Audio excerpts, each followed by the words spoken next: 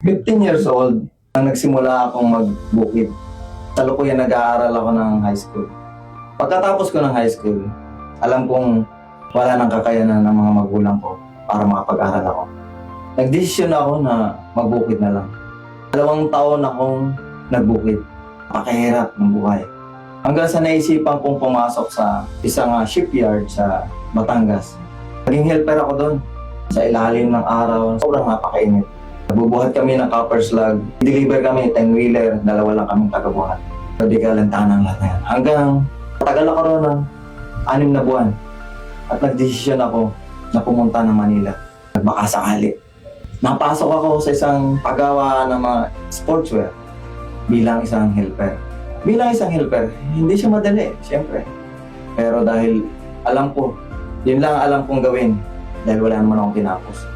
Hanggang sa natuto akong mag-operate ng zigzag machine na tawag. 2 taon akong mag-zigzag. Isang machine yun na ginagamit upang matahi yung mga letra para dumikit sa jersey. Hanggang sa natuto akong mag-layout, binigyan ako ng pagkakataon ko ng boss ko. Salamat sa boss ko kasi sa mga pagkakataong yun, alam ko may bagong skill na mabubuo sa aking katauhan. Mabilis na lumipas ang panahon. 13 years na ako sa sportswear na to. At marami na rin akong karanasan. Naging mahusay na rin akong layout artist. At dahil sa kakayanan ko yun, dahil sa skill na yun, may nakakita sa akin na po pwede akong mga ibang bansa. Kaya green up ko yung opportunity na yun. Nag-OFW ako sa Kuwait bilang isang layout artist. Pero hindi ko plano na magtagal doon. Gusto ko lang makapag-ipon ng pang-start ng business. So kaya nag-decide ako. 2 taon lang. Pero dahil maganda ang ating performance, ayaw kong paalisin ng boss ko doon.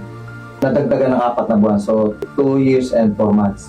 Pag-uwi ko ng Pilipinas, naghanap na ako ng isang lugar kung saan makapagtayo.